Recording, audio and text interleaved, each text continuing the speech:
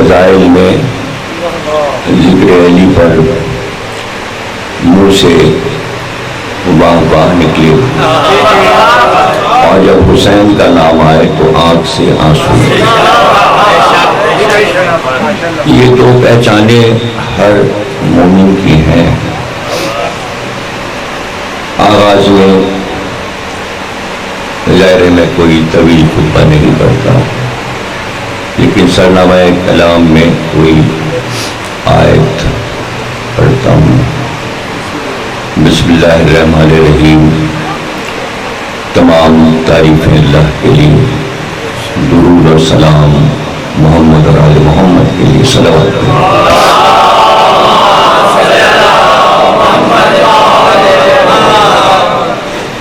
بسم اللہ الرحمن الرحیم۔ ان الدین عند اللہ الاسلام قرآن کی مشہور و معروف آیت ہے، جس کو میں سرنامہ کلام میں آپ کے سامنے تلاوت کر چکا۔ اسی پہ گفتگو کریں گے۔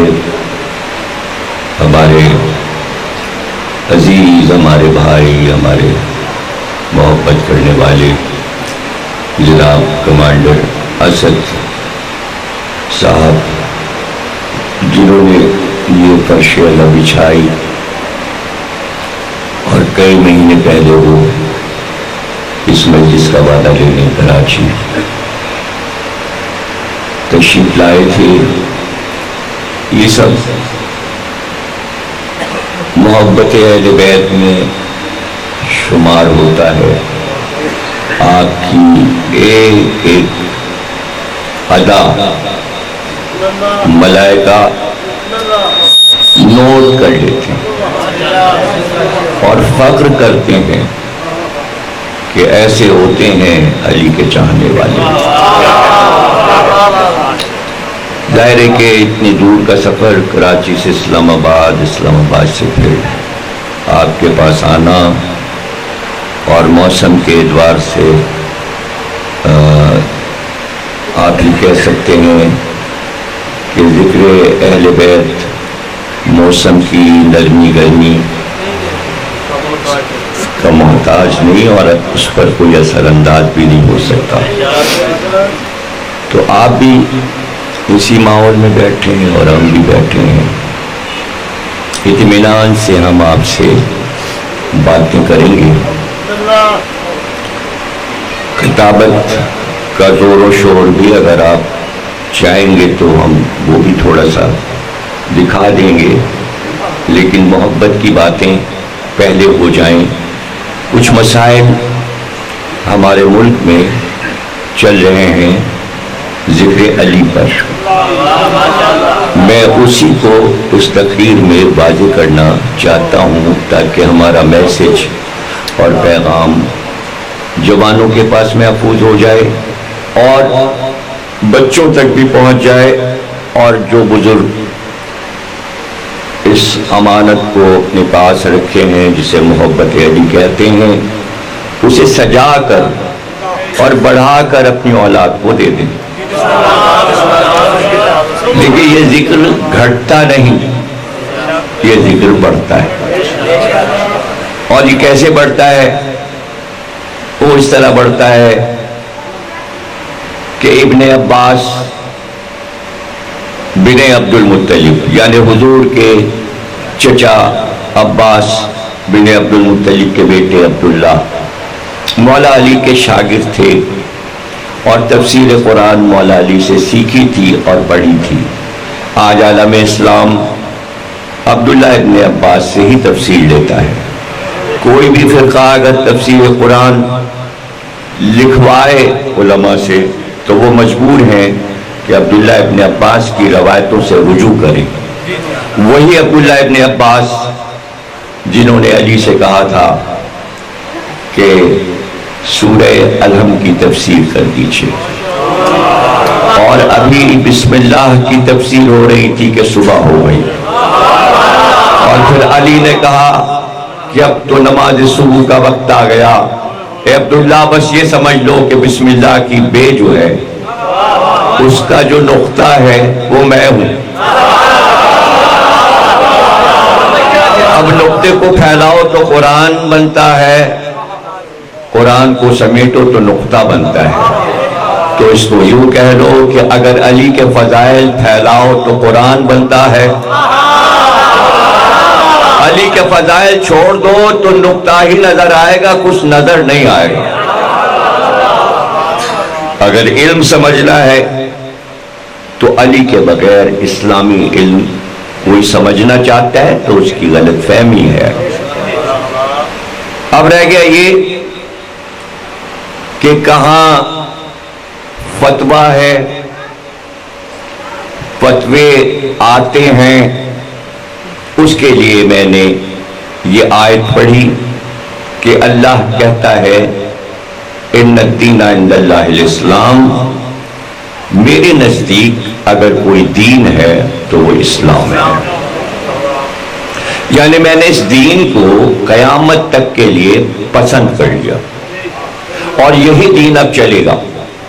پچھلے ادیان، پچھلے مذاہب جو آئے اللہ نے انہیں منسوخ کر دیا اور کہا اب پرانے جو آدم سے لے کر عیسیٰ تک جتنے بھی شریعت کے اصول تھے وہ سب اپنی جگہ رک گئے. اور تمام انبیاء سے یہ کہہ دیا گیا، آیہ میثاق قرآن میں رکھی ہے جس میں اللہ نے بتایا ہم نے تمام انبیاء سے عہد لیا کہ آخری رسول جو آئے گا تم سب کو اس کی مدد کرنا ہے، اس کی نصرت کرنا ہے. قرآن میں آیت رکھی ہے، مفسر یہ بتا دے کہ کیا 1,24,000 انبیاء رسول اللہ کی مدد کرنے آئے؟ نہیں آئے. کون آیا؟ جب اسلام شروع ہوا اور پہلی بار لفظ اللہ رسول اللہ نے حکم اللہ سے متعارف کرایا، قولوا لا الہ الا اللہ، کہو کوئی خدا نہیں ہے صرف اللہ تمہارا رب ہے اور خدا ہے. تو اس وقت کون تھا جس نے کہا کہ میں آپ کی مدد کروں گا؟ تو دعوت ذوالعشیرہ میں 10 سال کا بچہ نہیں بول رہا تھا، 1,24,000 انبیاء بول رہے تھے. اب یہ بتا دو کہ جس نے 1,24,000 انبیاء کا بار اٹھا لیا ہو وہ افضل ہے یا انبیاء افضل ہیں؟ علی وارث انبیاء ہیں. بدر میں مدد کی، احد میں مدد کی، خندق میں مدد کی، خیبر میں مدد کی، حنین میں مدد کی. تو جو عہد لیا گیا تھا انبیاء سے، ہر نبی نے اپنا وارث علی کو بنا دیا. پورا قرآن پڑھ لیجئے. عبداللہ ابن عباس کا ذکر کر رہا تھا، شاگرد ہیں، ان سے پوچھا، بہت معتبر راوی ہیں تمام مسلمانوں کے، شیعہ اور سنی کے تمام مکتبہ فکر کے، وہ بہت اچھے راوی ہیں. ان سے پوچھا گیا قرآن میں علی کی مدح میں کتنی آیتیں آئی ہیں؟ علی کی شان میں اللہ نے کتنی آیتیں اتاری ہیں؟ انہوں نے کہا 300. راوی نے کہا بس؟ انہوں نے کہا ہاں 1,000 آیتیں تو قرآن میں علی کی مدح میں ہیں. اس نے کہا بس؟ اب یہ بس جو کہہ رہا ہے اس کے معنی وہ علی کا معارف ہے اور وہ جانتا ہے کہ علی کے کام بڑے ہیں، آیتیں کم ہیں. تو ابن عباس نے کہا جا اب تجھے راز بتا دوں، پورا قرآن علی کی مدح میں اترا.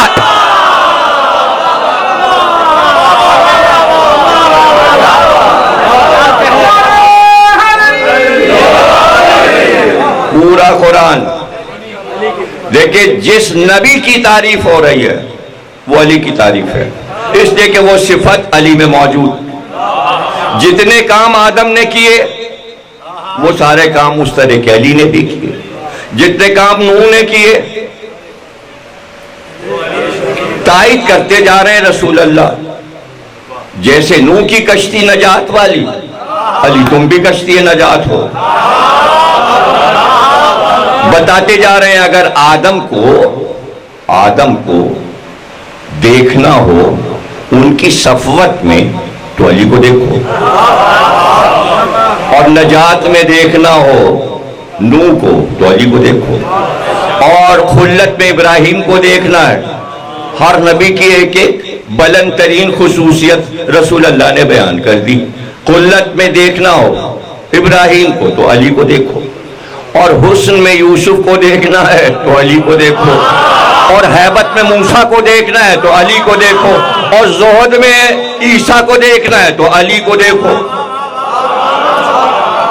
اور اس کے بعد کہہ دیا مجھے دیکھنا ہے تمہیں بعد میں تو میں تمہارے لیے یہ انتظام کیے جاتا ہوں کہ علی کے چہرے کو دیکھنا عبادت ہے، اور ذکر جو ہے علی کا وہ عبادت ہے۔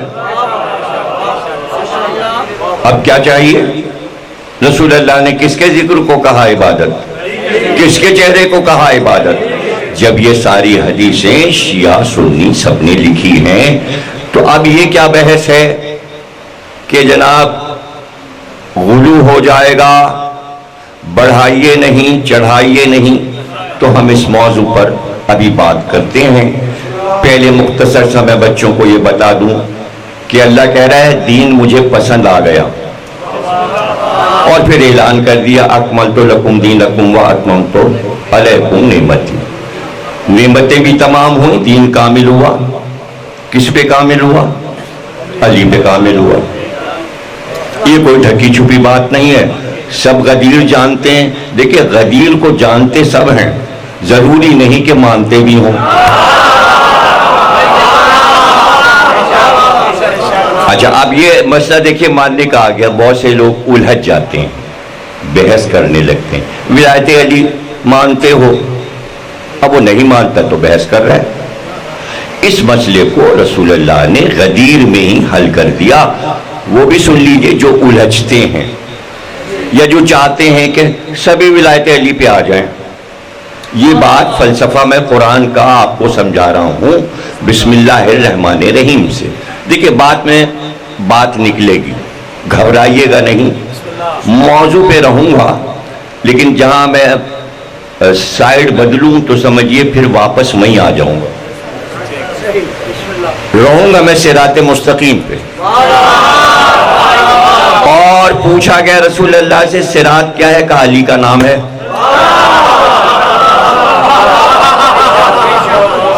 بھئی پورا قرآن علی کی مدح میں ہے۔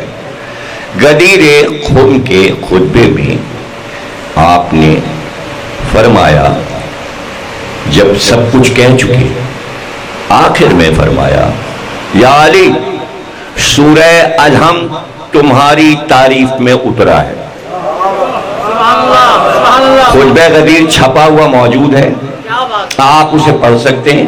شیعہ سنی کتابوں میں، سنی کتاب میں امام احمد بن حنبل نے اپنے مسند میں چھپا ہوا موجود ہے، آپ اس میں دیکھیں۔ شیعوں نے تو لاتعداد کتابوں میں لکھا ہے، اہل سنت کے بھی لاتعداد کتابیں ہیں جس میں خطبہ غدیر موجود ہے۔ سورہ الحمد یا علی تمہاری تعریف میں اترا۔ پھر اس کے بعد فرمایا کہ وَلَسْرِ إِنَّ الْإِنسَانَ لَفِي خُسْرٍ إِلَّا الَّذِينَ آمَنُوا وَعَمِلُوا الصَّالِحَاتِ وَتَوَاصَوْا بِالْحَقِّ وَتَوَاصَوْا بِالصَّبْرِ۔ یہ سورہ علی تمہاری تعریف میں اترا ہے۔ سورہ الحمد پورا علی کے لیے اترا، سورہ والعصر علی کے لیے اترا۔ یہ غدیر میں رسول اللہ فرما رہے ہیں۔ سارے فضائل بیان کر کے حدیثیں ساری بیان کی۔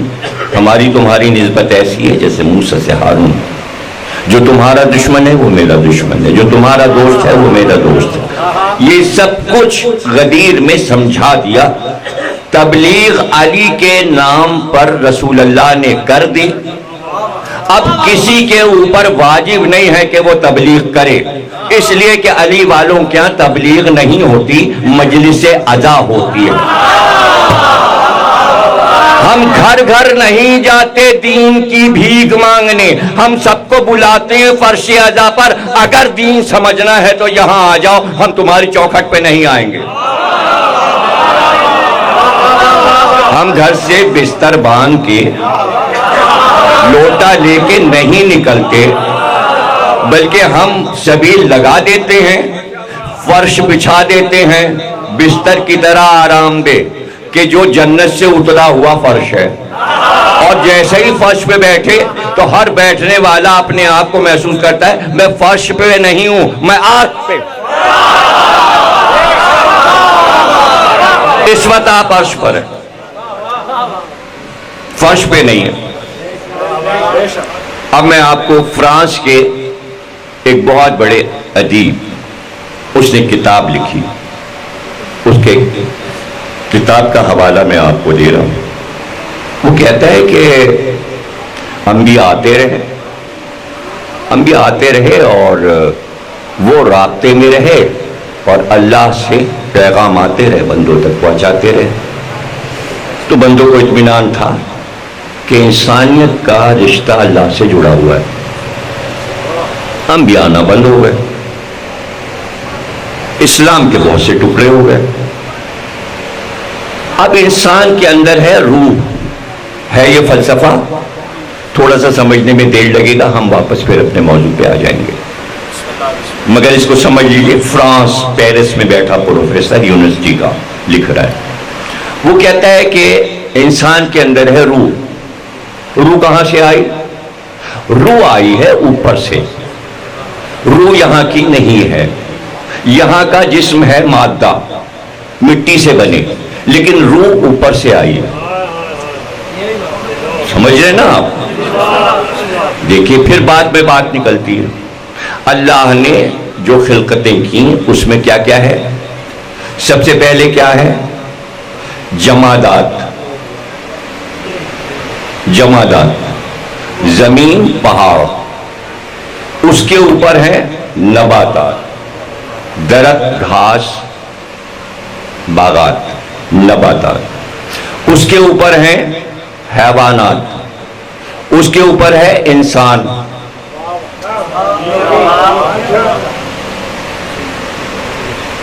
انسان بلند ہے چاروں مخلوقات سے۔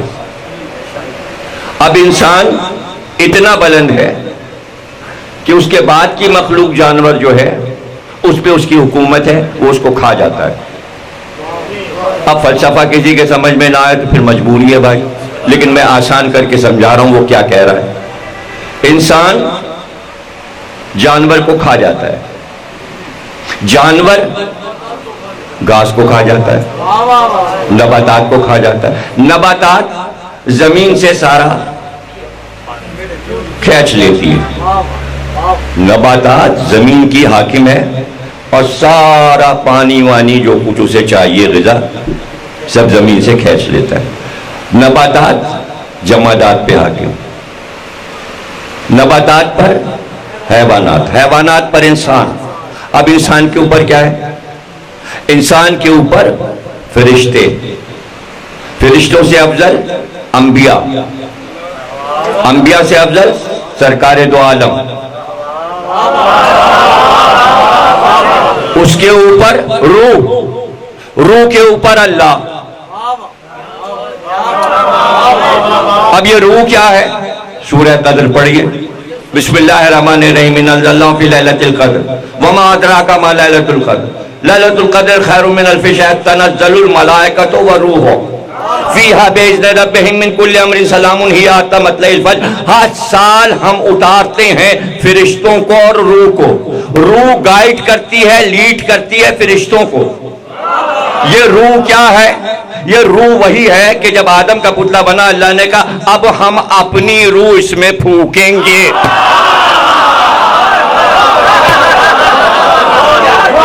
وہی روح جو آدم میں پھونکی تھی وہ خادم بنی، اب امام زمانہ کے در پہ آ کے کہتی ہے تم سلامت رہو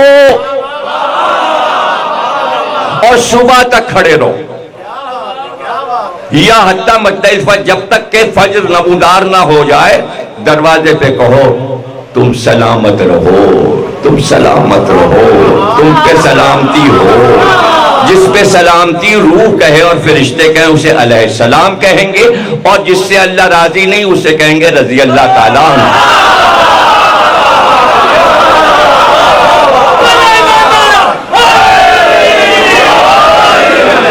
اب دیکھیں ہم پھر واپس آتے ہیں، اب پھر واپس آ رہے ہیں۔ اب روح کی عظمت آپ سمجھ گئے۔ روحیں اللہ نے خلق کی، روحوں سے روحیں بنی، اور اس کے بعد ادھر بچہ بنا اور روح ڈالی گئی، روح وہاں سے آئی۔ اب تین چیزیں ہیں انسانوں میں، کیا کیا ہیں؟ جسم ہے، روح ہے اور نفس ہے۔ اور اعلان کیا اللہ نے کل نفس ذائقۃ الموت، کوئی نفس ایسا نہیں ہے جس کا نفس موت کا مزہ نہ چکھے۔ اس میں جسم کا کوئی تذکرہ نہیں ہے، اس میں روح کا تذکرہ نہیں ہے۔ اس کے معنی کہ روح اور جسم چپکا ہوا ہے نفس کی وجہ سے۔ ہر انسان کا نفس جو ہے وہ زندہ رکھتا ہے۔ امام سے پوچھا گیا نفس و روح کا قیام کہاں ہے؟ کہا دماغ میں۔ روح بھی دماغ میں ہے، سر میں امام رضا نے کہا، اور نفس بھی یہاں ہے، یہاں نہیں سمجھا۔ رسول اللہ نے کہا میں جسم ہوں اس دین کا، اور علی تم اس دین کا سر ہو۔ اب میں دین سمجھا رہا ہوں، ان الدین عند اللہ الاسلام، اور دین ہی سمجھاتے ہوئے آگے بڑھوں گا میں۔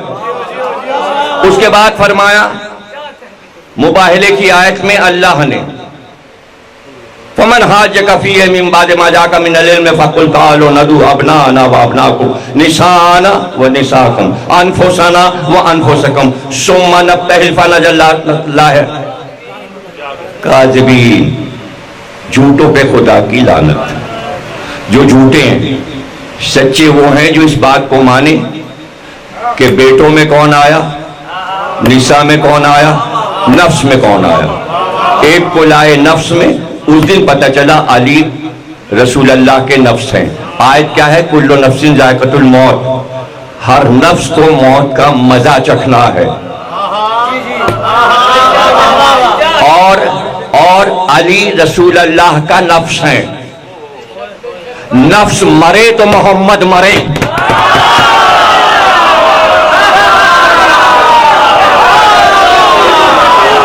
ارے بھائی علی کے بعد حسن نفس ہیں، حسن کے بعد حسین نفس ہے، حسین کے بعد زین العابدین نفس رسول، پھر محمد باقر نفس رسول، پھر جعفر صادق نفس رسول، پھر موسی کاظم نفس رسول، امام رضا نفس رسول، محمد تقی نفس رسول، علی نقی نفس رسول، حسن عسکری نفس رسول۔ ارے مہدی نفس رسول، مہدی مرے تو یہ محمد مرے۔ کل نفس ذائقۃ الموت۔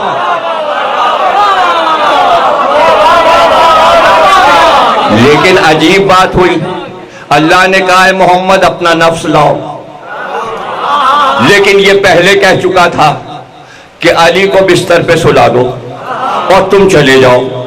اس وقت تو علی 22 برس کے تھے، ابھی تو جوان تھے، ابھی تو دولہا بھی نہیں بنے تھے۔ ہجرت کے بعد شادی ہوگی، وہ بھی بدر کے بعد شادی ہوگی۔ ابھی تو تمنائیں ہیں لیکن تلواروں کی چھاؤں میں سلائے جا رہے ہیں۔ علی نے پوچھا بھی کیا میرے سونے سے آپ کی جان بچ جائے گی؟ یہ نہیں کہا کہ اگر میں سو جاؤں گا میری جان بچ جائے گی۔ علی کو اپنی جان کی پرواہ نہیں ہے، آپ کی جان بچ جائے گی۔ رسول اللہ نے کہا بس سو جاؤ، سارے کام بن گئے۔ جب یہ سنا تو علی نے شکرانے کا سجدہ وہیں کیا۔ کائنات میں پہلا شکرانے کا سجدہ علی نے کیا، پھر ایجاد ہو گیا ہر نماز کے بعد شکرانے کا سجدہ، سنت علی ہے۔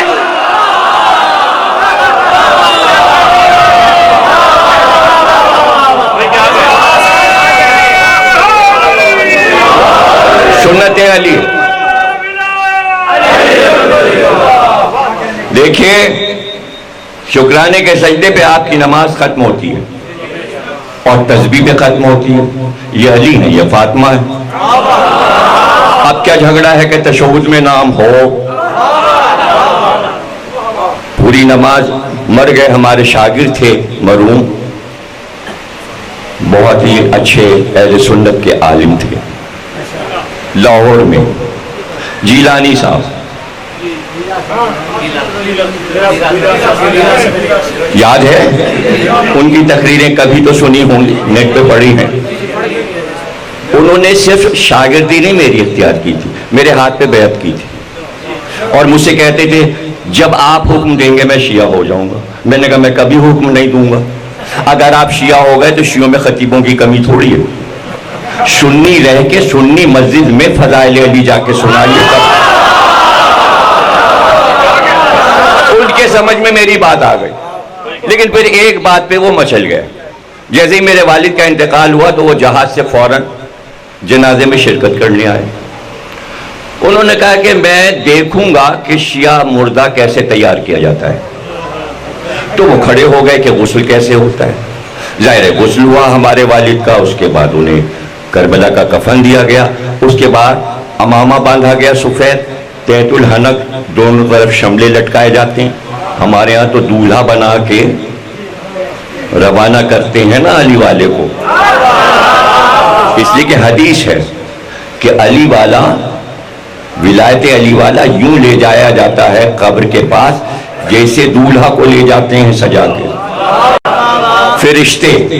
تو وہ کھڑے ہو گئے، انہوں نے کہا اچھا میں وصیت کرتا ہوں اس طرح مجھے کفن دیا جائے اور اس طرح سجایا جائے۔ ظاہر ہے کہ آنکھوں پہ سجدگاہ، خاک شفا، منہ میں عقیق، یہ صرف آپ کے یہاں ہوتا ہے، ہر جگہ نہیں ہوتا۔ منہ میں عقیق، یہ ہے عقیق۔ ابھی میں نے 15 رمضان کو تبرک میں عقیق تقسیم کیے۔ یہ عقیق کی اتنی عزت کیوں ہے؟ اس لیے کہ پوری دنیا کی ہر مخلوق پہ جب ولایت علی پیش کی گئی، جس نے سب سے پہلے لبیک کہا اس کا نام پہلے آتا ہے۔ پھولوں میں گلاب نے سب سے پہلے کہا ولایت علی قبول، اس لیے پھولوں کا بادشاہ ہو گیا۔ پتھروں میں سب سے پہلے عقیق نے پکارا، اب یہ پسندیدہ پھل ہو گیا۔ اب اس کو صفت کیا دیے؟ اس میں 132 صفات ہیں اور ساری صفات امام صادق نے بتائی ہیں۔ ہاتھ میں اگر یہ پتھر ہے تو تمہارے لیے چاہت بڑھے گی، دشمنی کم ہوگی۔ بھئی ہم پہنتے کیوں ہیں، لاتے کیوں ہیں کربلا سے مس کر کے؟ اس کی وجوہات ہیں۔ اب اس کی ایک خاصیت ہے، آگ جل رہی ہے، آپ نے آگ کی طرف اس کو یوں ایسے کرنا شروع کیا، آنچ ادھر جائے گی، ادھر نہیں آئے گی۔ تجربے کے لیے سر کا بال توڑیے، توڑ کے اس کے اوپر رکھیے اور اس کے بعد انگارے پہ رکھ دیجئے، بال نہیں جلے گا،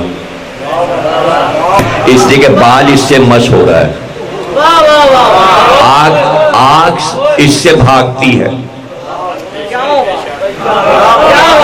اب تیسری صفت بتاؤں، عرب والے کیوں اس کو پہنتے تھے؟ اس لیے کہ عرب میں پانی کی کمی تھی۔ اس میں یہ خاصیت ہے کہ اگر پیاس لگے تو اسے منہ میں رکھ لو، پیاس بجھ جاتی ہے۔ مردے کے منہ میں اس لیے رکھتے ہیں، تھکا ہوا قبر میں جا رہا ہے، پانی کی ضرورت ہوگی، ابھی تو اٹھے گا منکر نکیر، اس کو جگائیں گے آ کے، اس کو بولنا ہے، زبان سوکھی نہ ہو، ولایت علی فرفر سنائے، زبان میں وہ عقیق جو ولایت علی سب سے پہلے قبول کر چکا۔ یہ راز، یہ ہیں ساری معرفت کی باتیں، سب کو نہیں پتا جب تک کہ وہ پڑھے گا نہیں۔ علامہ اقبال خوب پڑھتے تھے اور اس کے بعد شعر کہتے تھے۔ اب دیکھیں میں شعر سناتا ہوں اسی عقیق پہ کہ مردے کے منہ میں عقیق کیوں رکھا جاتا ہے۔ شعر سنیے اقبال کا۔ ہمیشہ ورد زباں ہے علی کا نام اقبال، ہمیشہ ورد زباں ہے علی کا نام اقبال، کہ پیاس روح کی بجھتی ہے اس نگینے سے۔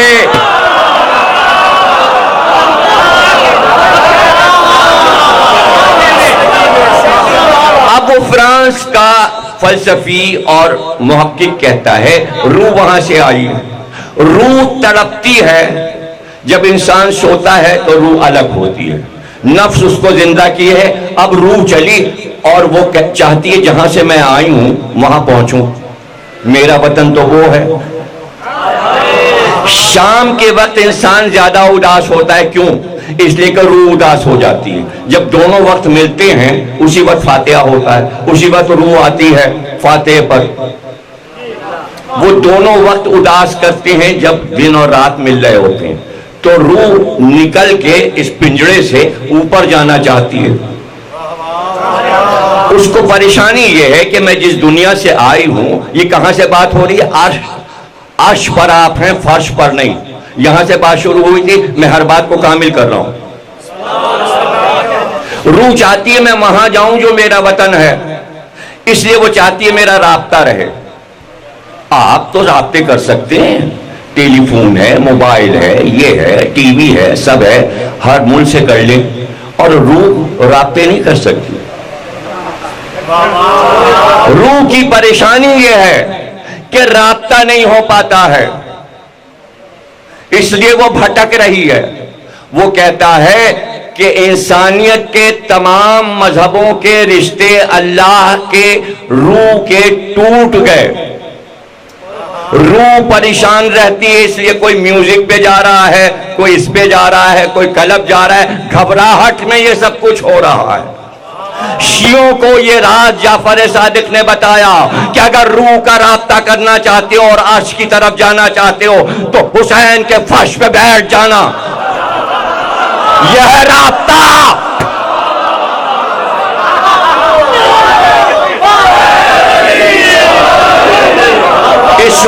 اس وقت آپ کا جسم نہیں بول رہا، اندر سے روح کہہ رہی ہے بولو،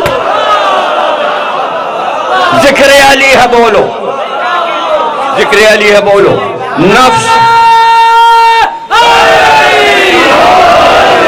نفس محمد نے کہا یہ میرا نفس ہے، آیت کہہ رہی ہے اللہ کا نفس ہے۔ کیوں؟ وَمِنَ النَّاسِ مَن يَشْرِي نَفْسَهُ ابْتِغَاءَ مَرْضَاتِ اللَّهِ وَاللَّهُ رَءُوفٌ بِالْعِبَادِ۔ ارے ایسے بھی رجال ہیں، یعنی مرد ہیں، یہ مرد کا لفظ صرف علی کے لیے ہے، رجال، رجل کسی اور کے لیے نہیں ہے۔ کل میں علم دوں گا مرد کو، یہاں بھی اللہ کہہ رہا ہے ایک مرد ایسا ہے، رجل ایک ایسا ہے، اس نے اپنا نفس میرے ہاتھ بیچا اور مجھ سے مرضیاں لے لی۔ اب مرضیاں علی کے پاس، نفس اللہ کے پاس۔ اب علی نفس محمد بھی ہیں، نفس اللہ بھی ہیں۔ اب نفس اللہ کا زندہ رہنا چاہیے۔ اللہ تو کبھی مرے گا نہیں، اللہ تو کبھی مرے گا نہیں۔ سب سے پہلے رسول اللہ سے اللہ نے کیا کہا؟ کہو اللہ، اللہ کا نام عربوں کو بتاؤ۔ پہلا نام جو آیا عرش سے وہ ہے اللہ۔ یہ باتیں بڑی باریک ہیں، امید ہے آپ سمجھ جائیں گے۔ قرآن کے دونوں طرف جب آپ صفحہ کھولیں گے تو اللہ کے نام لکھے ہوتے ہیں، انہیں گن لیجئے، دونوں طرف لکھے ہوتے ہیں دائرے میں اللہ کے نام۔ اور اگر نہیں آپ کھولیں تو اسلام آباد تو جاتے ہوں گے، جاتے ہیں نا، کبھی کبھی تو جاتے ہیں گاڑی لے کے، تو یہاں سے جاتے میں ہر کھمبے پہ دیکھتے جائیے گا یا قیوم،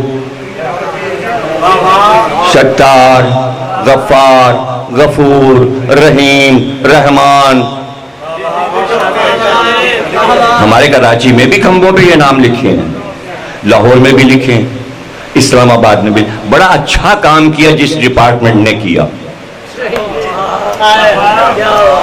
تو کیا یہ نام جب رسول اللہ پہلے دن تبلیغ کر رہے تھے کہ اللہ ایک ہے، اسی دن اترے تھے؟ کچھ سمجھا رہا ہوں بھائی، کوشش کیجئے سمجھنے کی۔ ایک ایک کر کے آیت جب آئی تب نام اللہ کے پتہ چلنا شروع ہوئے۔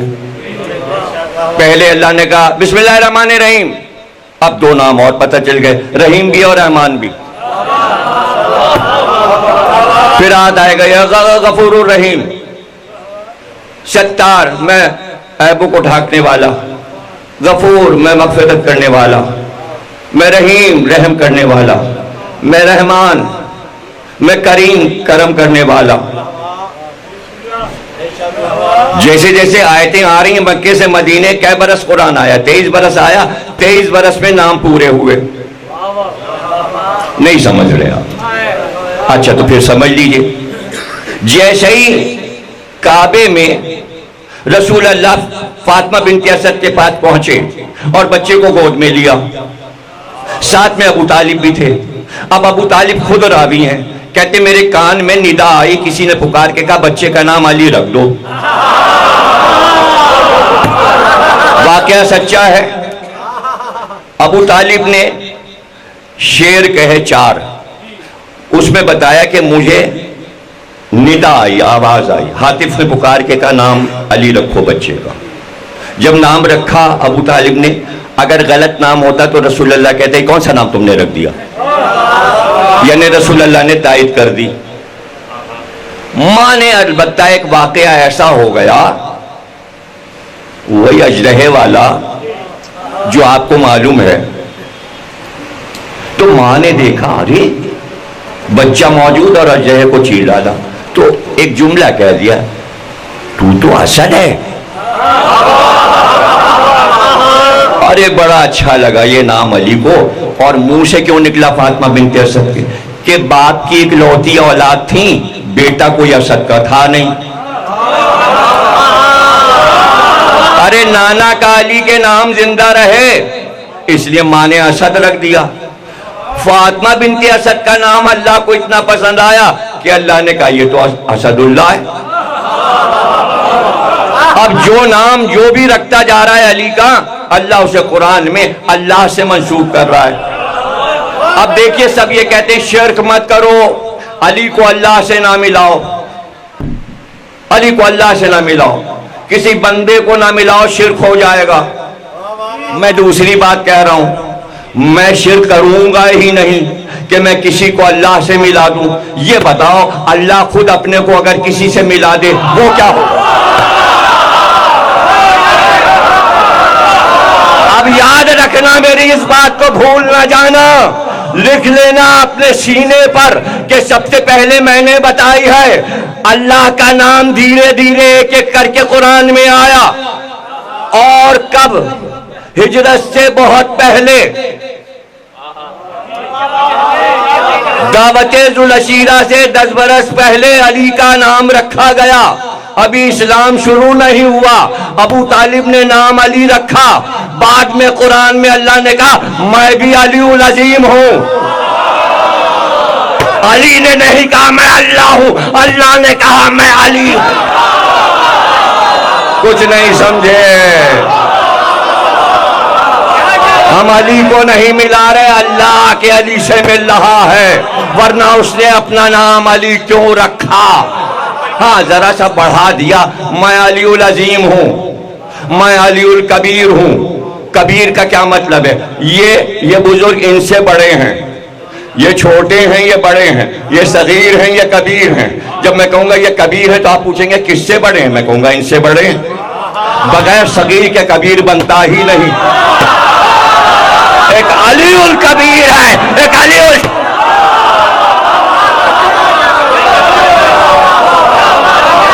آپ کہیں گے کوئی اور آیت ایسی بتا دیجئے کہ اللہ اپنے کو بندوں سے ملا رہا ہو. لیجئے میں مشہور آیت سنائے دیتا ہوں، ان اللہ مع الصابرین، جو صبر کرتا ہے میں اس کے ساتھ ہوں، میں اس کے ساتھ ہوں. اور یہ کس کو نہیں معلوم کہ رگے گلو سے بھی زیادہ قریب ہے، سب کے گلے سے چپکا ہوا ہے. آپ شرک نہیں مان رہے.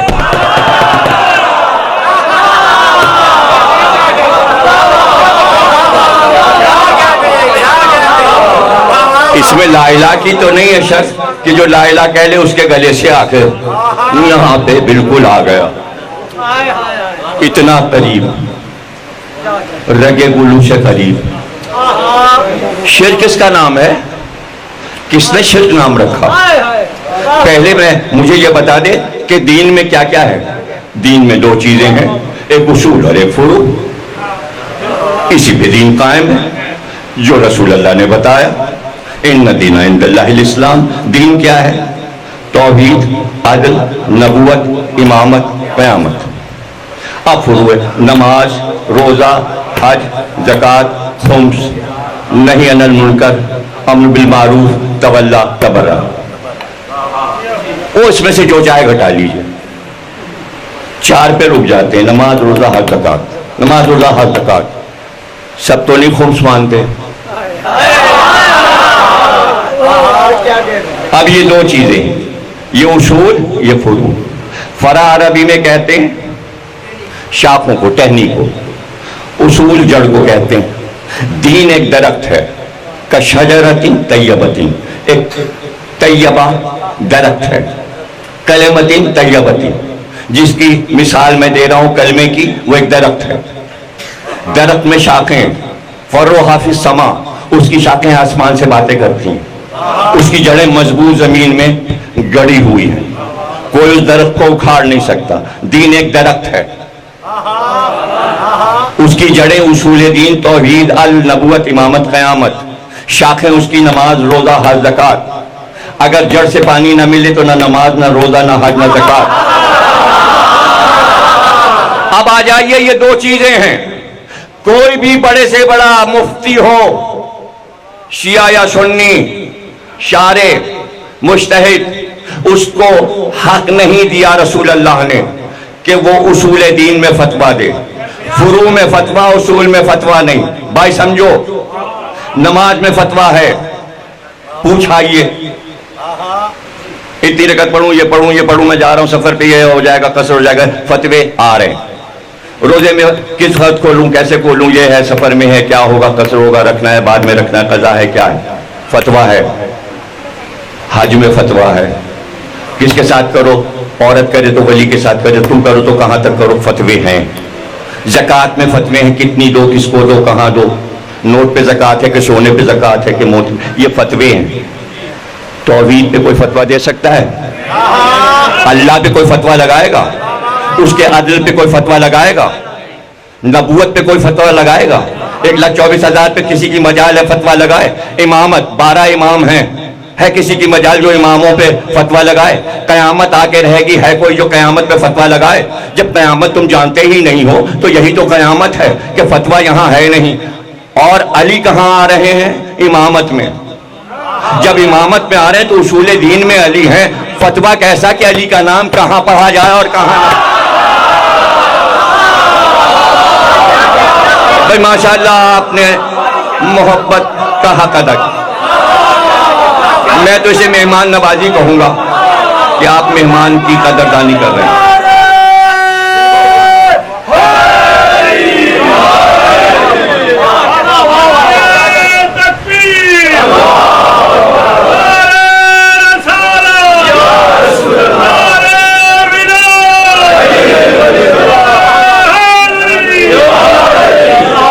गौर कीजिएगा, ये उसूल हैं। पूरी दुनिया में 2 मौजू ऐसे हैं जिन पे कोई नहीं बोल सका सिवा अली के। क्यों? दोनों हैं गैब। गैब पे क्या बोलेगा? 2 मौजू क्या है नहजुल बलागा में, जिसपे अली ही ने बोला, कोई नहीं बोला। 1,24,000 अंबिया भी नहीं बोले, कोई फलसफी सुकरात, अरस्तु, अफलातून कोई नहीं बोला। दो मौजू, तौहीद और कयामत, आगाज और अंजाम, दोनों का अली को पता है। इसलिए कि आगाज भी अली के सामने हुआ, अंजाम भी अली के सामने।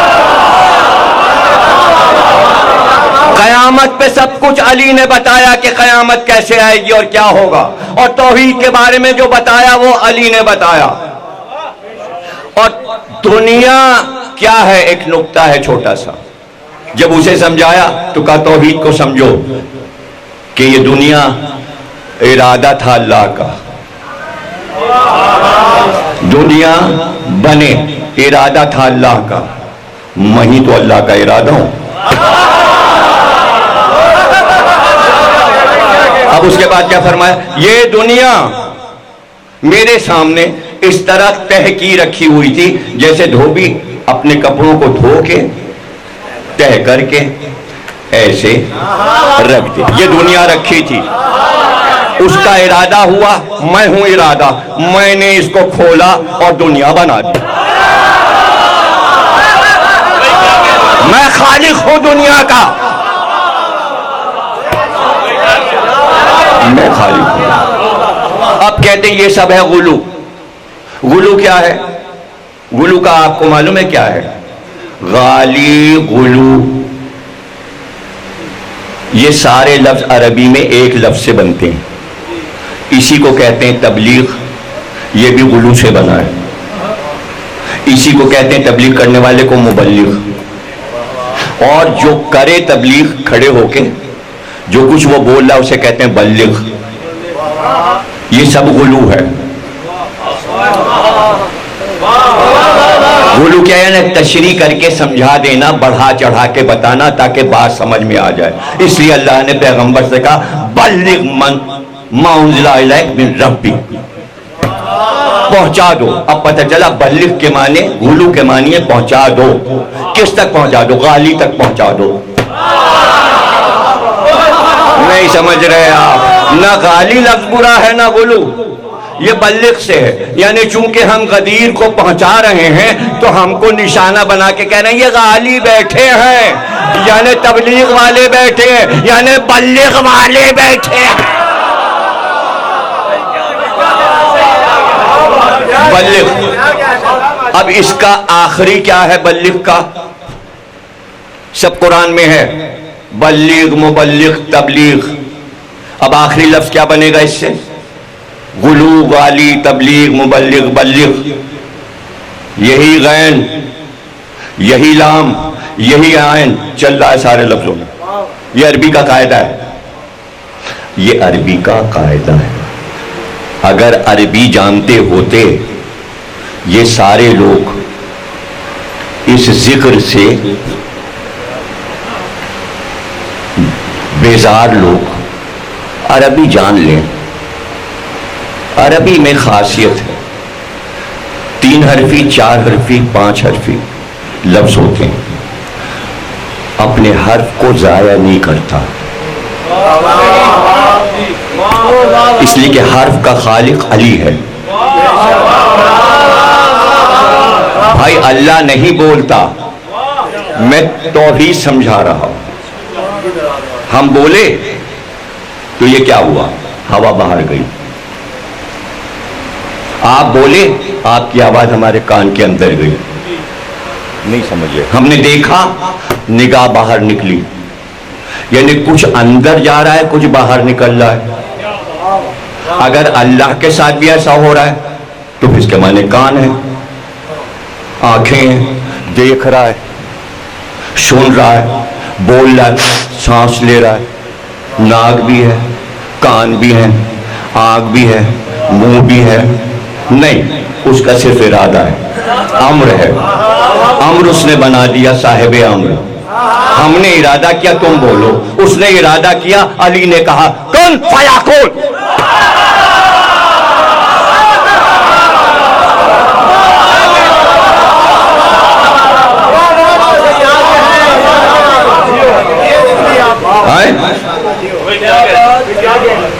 اس نے ارادہ کیا یہ بولے۔ امام صادق نے کہا ہم وہ بن جاتے ہیں، وہ ہم بن جاتے ہیں۔ یہ ہمارے معاملات ہیں، تم سے کیا مطلب؟ ہمارا رشتہ جو وہاں سے جڑا ہوا ہے، تم سے کیا مطلب؟ بھئی کسی سے کیا مطلب؟ اللہ نے شروع ہی میں سمجھا دیا۔ رسول نے کہا یہ سورہ الحمد علی کی شان میں، تو کیسے سمجھا دیا؟ اب پڑھیے میرے ساتھ۔ الحمدللہ ہے رب العالمین، ایک ہے عالمین، ایک ہے رب اللہ۔ ساری تعریف کس کی ہے؟ رب کی۔ کہنا کس کو ہے؟ عالمین کو۔ اللہ اور عالمین کا رابطہ کیسے ہو؟ اس نے رابطہ بتایا، اللہ نے، کوئی اور نہیں بتا رہا۔ بیچ میں رکھی بے، آدھی بے ادھر ہے، آدھی بے ادھر ہے۔ اب پڑھیے میرے ساتھ، الحمدللہ رب، الحمدللہ رب بالعالمین۔ آدھی بے ادھر، آدھی بے ادھر، بیچ میں علی، بے میں ہوں۔ اگر میں نہ ہوتا تو تمہارا رابطہ اللہ سے ہو ہی نہیں۔ اب پڑھ لو نمازیں، پڑھ لو نمازیں، جتنی چاہے پڑھ لو۔ حسین بگجارہ تفسیر ان کی، 14 جلدوں میں چھپی موجود ہے، جا کے لاہور سے خرید لیجئے۔ اس میں انہوں نے لکھا حسین بخش جاڑا نے کہ علی بیٹھے تھے خانہ کعبہ میں اور ایک شخص نماز پڑھ رہا تھا۔ وہ جب نماز پڑھ چکا، علی نے اسے بلایا، علی کے صاحب بھی بیٹھے تھے، کہا بہت اچھی نماز پڑھی۔ ایک تو نماز معراج مومن، افضل ترین ہے نماز ساری عبادتوں میں اور فروع میں، اول نماز۔ پھر تو نے اتنی بہترین جگہ خانہ کعبہ میں پڑھی، پھر خضوع اور خشوع سے پڑھی، لاجواب نماز پڑھی، افضل عمل کیا، افضل جگہ عمل کیا اور افضل طریقے سے ادا کیا۔ لیکن یہ بتا، یہ تو عمل تھا جو تو نے کیا، یہ تو ظاہر تھا، اس کا باطن کیا ہے؟ نماز نزول ہے، نازل ہو، نزول ہے۔ اب تو بتا اس کی روح کیا ہے؟ نماز تو ایک عمل ہے، اٹھا بیٹھا پڑھا، اس کی روح کیا ہے؟ اس کا باطن کیا ہے؟ اس نے کہا کیا نماز کا باطن بھی ہے؟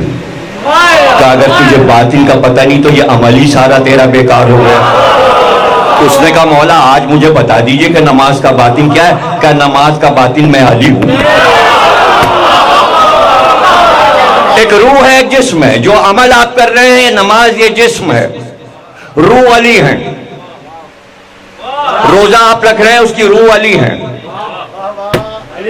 حج آپ کر رہے ہیں اس کی روح علی ہے۔ ایک حج کے لیے تو رسول اللہ نے زندگی میں ایک حج کیا، وہی پہلا حج وہی آخری حج، اسلام آنے کے بعد وہی پہلا حج وہی آخری حج علی کی وجہ سے ہوا۔ یعنی حج کی روح علی، زکوٰۃ کی روح علی۔ آیت آ گئی، جو رکوع میں زکوٰۃ دیتے ہیں وہی ولایت والی آیت ہے۔ سب مرے جا رہے ہیں جلے جا رہے ہیں، مرے جا رہے ہیں جلے جا رہے ہیں۔ اسی دن علی کو ولی بنا دیا گیا کہ نماز کی روح بھی، روزے کی روح بھی، زکوٰۃ کی روح بھی، حج کی روح بھی علی، تو دین کی روح بھی علی۔ اب مسئلہ آ گیا، ارے صاحب دیکھیں بعض لوگوں کے رتبے بہت بلند ہیں، ہاں بلند ہیں، ہم بھی مانتے ہیں۔ آیت آ گئی قرآن میں، رسول کی بیویاں مسلمانوں کی مائیں ہیں، ہمیں تسلیم ہے، ہم ادب کرتے ہیں، بے شک سب کی مائیں ہیں۔ لیکن ایک مجبوری آ گئی، وہ مجبوری آ گئی کہ یہ آیت آئی کیوں؟ کہ یہ مائیں آپ کو سب کو معلوم ہے، آیت اس لیے آئی کہ لوگوں نے کہا یہ رسول جو ہے ہمارے قبیلے کی لڑکیوں سے شادی کرتا ہے، جب یہ مر جائے گا تو ہم اس کی بیویوں سے عقد کریں گے۔ سب پہ حرام کر دیا امت پہ کہ رسول کے بعد تم نکاح نہیں کر سکتے، یہ مائیں ہیں۔ اب سمجھے یہ آیت کیوں آئی کہ یہ تمہاری مائیں ہیں؟ اس کے فوراً بعد اعلان کیا رسول اللہ نے کہ یہ تمہاری مائیں ہیں مگر علی امت کا باپ ہے، اور باپ کو حق ہے کہ تمہاری ماں کو طلاق دے دے۔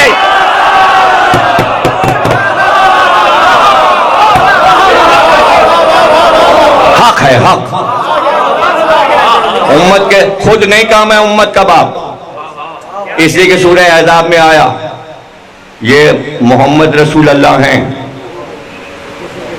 مکانہ محمد ابا عہد، یہ کسی کے باپ نہیں، یہ صرف رسول ہیں، یہ امت میں کسی کے باپ نہیں۔ کچھ سمجھ رہے ہو؟ اس نے کہا علی امت کا باپ ہے، مائیں ہیں لیکن باپ علی ہیں، محمد امت کے باپ نہیں ہیں۔ اللہ نے کہا کوئی باپ نہ کہے۔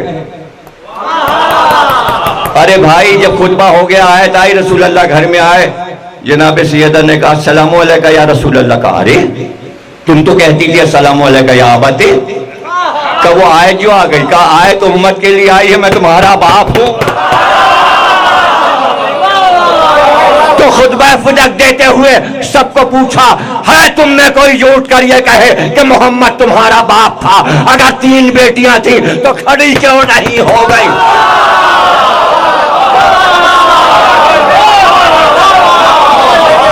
ہے کوئی اس وقت جو کہے کہ محمد میرا باپ ہے؟ محمد میرا باپ تھا، خطبہ فدق میں کہا۔ ارے اسی قرآن میں کہا محمد کسی کا باپ نہیں سورہ احزاب میں، اور سورہ آل عمران میں کہا ابنانا و ابناکم، بیٹوں کو لاؤ، تو حسن اور حسین کے باپ ہے۔ اور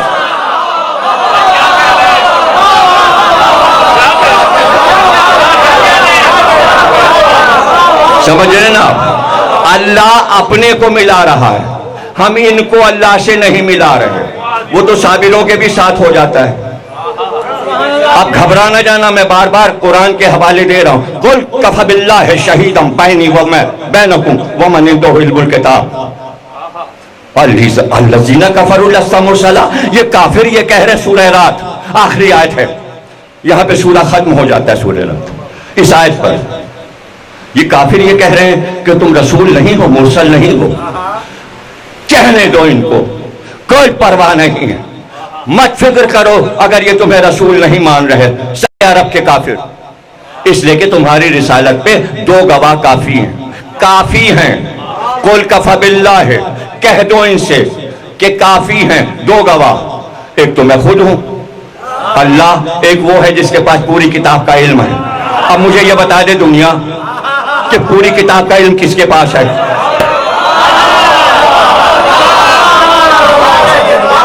بھئی کس کے پاس ہے؟ اب ذرا غور کیجئے گا آیت کے اوپر، میں آپ کو پوری آیت سمجھا رہا ہوں۔ اب آئیے سورہ نمل، یہاں حضرت سلیمان کا ذکر ہے، چیوٹی والا سورہ۔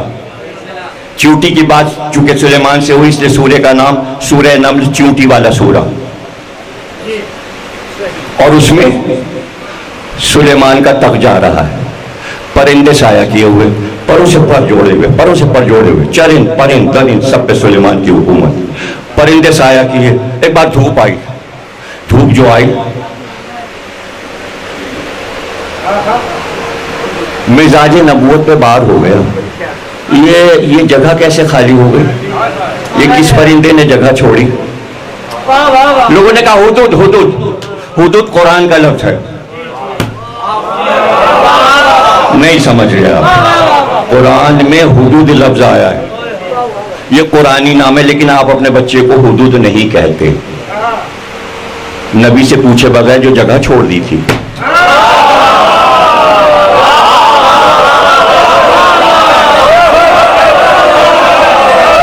جنگ احد کچھ یاد ہے؟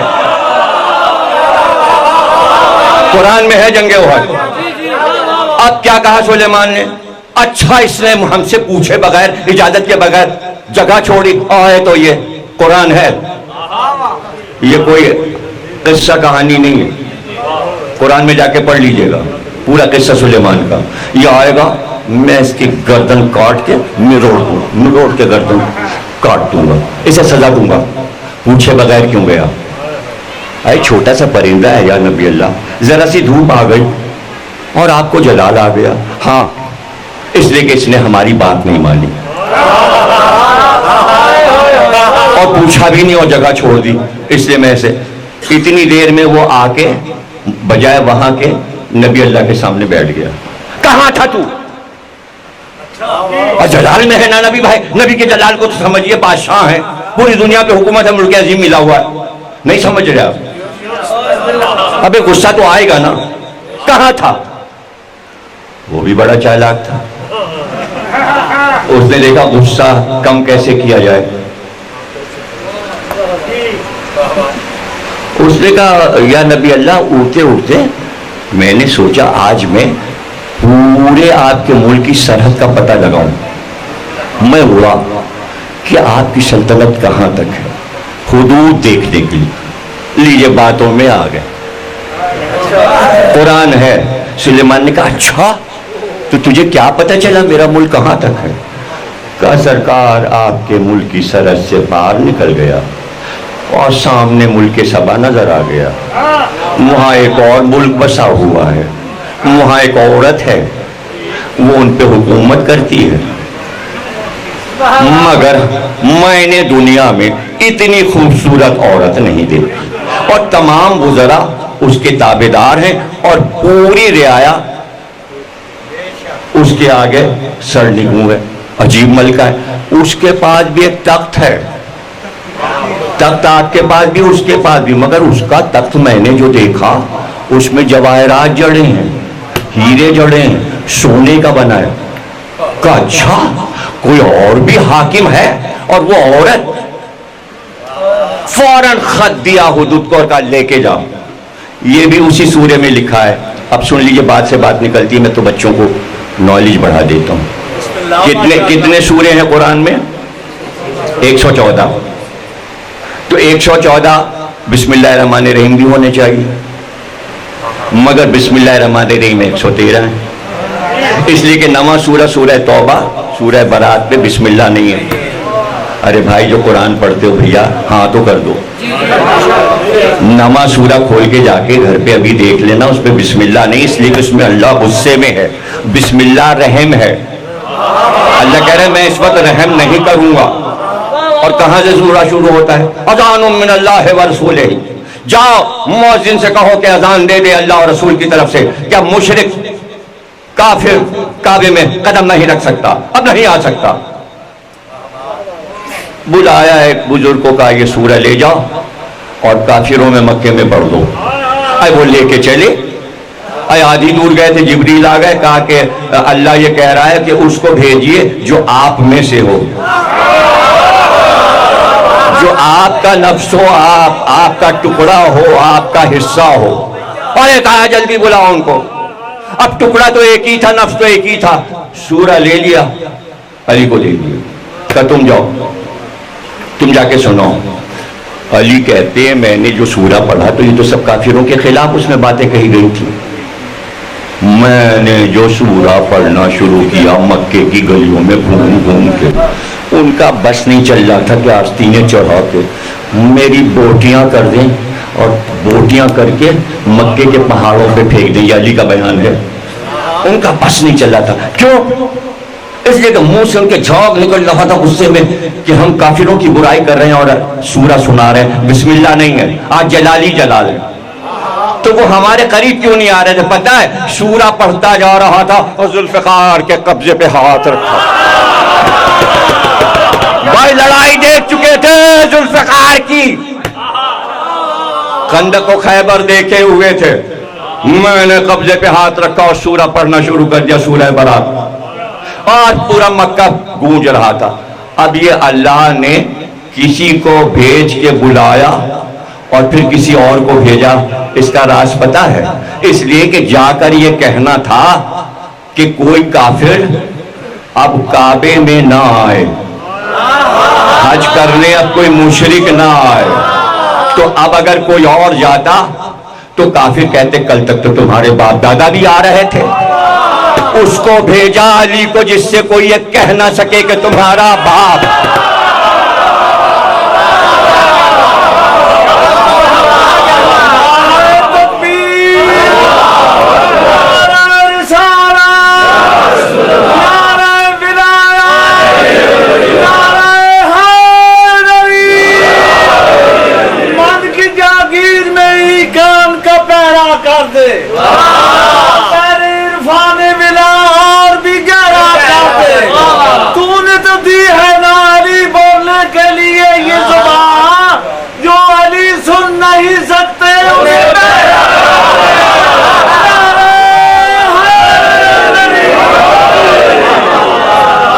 دیکھیں دو قرآن اردو میں سب سے پہلے لکھے گئے مشہور، ایک فرمان علی صاحب کا قرآن، ایک مقبول احمد صاحب کا، دونوں ملتے ہیں چھپے ہوئے۔ افتخار بک ڈپو سے جا کے لے آئیے لاہور سے اگر یہاں نہ ملے اسلام آباد میں، اور سورہ برات کھولیے، پہلے تو دیکھیے بسم اللہ نہیں ہے، اس کے بعد حاشیہ پڑھیے، اذان پہ نمبر لکھا ہوگا کہ اذان یہاں کیا ہے، اذان من اللہ ورسولہ، اللہ اور رسول کی طرف سے اذان دے دو۔ تو علی نے اذان تو نہیں دی، ان نے جا کے منع کیا کافر و مشرک کعبے میں نہیں آئے گا۔ حاشیے پہ لکھا ہے حضرت امام زین العابدین علیہ السلام سے پوچھا گیا کہ سورہ برات میں جو اذان کا لفظ آیا ہے اس کی کیا وجہ ہے؟ آپ نے فرمایا میرے دادا علی کا ایک نام اذان ہے۔ ارے جس کا نام ہی اذان ہو آپ کیا بحث کر رہے ہو کہ اذان میں نام ہو کہ نہ ہو؟ اب اس آیت پہ آ جاؤ، قل کفی باللہ شہیدم، دو گواہ، گواہی ایک گواہ علی ہیں، کاہے کے؟ رسالت کے۔ تشہد کیا ہے؟ گواہی۔ پہلے آپ نے کہا رسول، اللہ کے رسول ہیں، گواہی کہاں ہے؟ بغیر گواہی کے نماز ختم ہو گئی۔ اچھا، اذان میں کیا ہوتا ہے؟ اللہ اکبر 4 بار، پھر محمد رسول اللہ، اس کے بعد علی ولی اللہ۔ اللہ اور علی کے بیچ میں محمد ہیں نا؟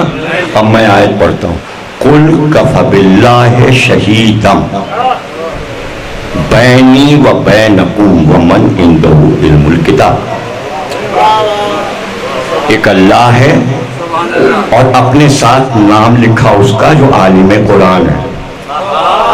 اس آیت میں اللہ اپنے فوراً بعد علی کا نام لے رہا ہے، بیچ میں کوئی نہیں ہے۔ آیت تو قرآن میں لکھی ہے نا، میں اللہ اور علی تم، 2 گواہ۔ اللہ کب اترا تھا مکے میں گواہی دینے کہ تم اللہ کے رسول ہو؟ ہائے ہائے، اپنی گواہی بھی اس نے علی کو دے دی، علی ہو گئے ڈبل گواہ، اس لیے کہ میں بھی علی، تو بھی علی، تو گواہی دے دے۔ علی نے گواہی اللہ کی طرف سے دے دی، ہاں آپ رسول ہیں۔ تو علی کافی ہیں رسالت کو منوانے کے لیے۔ منوایا کس نے؟ ذرا مجھے بتا دو رسالت۔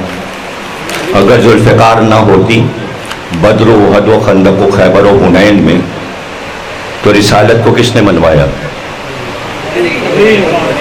بھائی یہ صاف بات ہے، اس کو کوئی شیعہ سنی سے پردہ تھوڑی ہے، کس کا نام لیں گے آپ؟ دوسرا نام ہی نہیں ہے بھائی۔ تو اللہ ہے اور یہ آپ کہیں گے قرآن سے دلیل دو کہ یہ جو عالم کتاب ہے یہ علی ہے۔ میں سورہ نمل پہ آ گیا، سورہ 114 بسم اللہ 113۔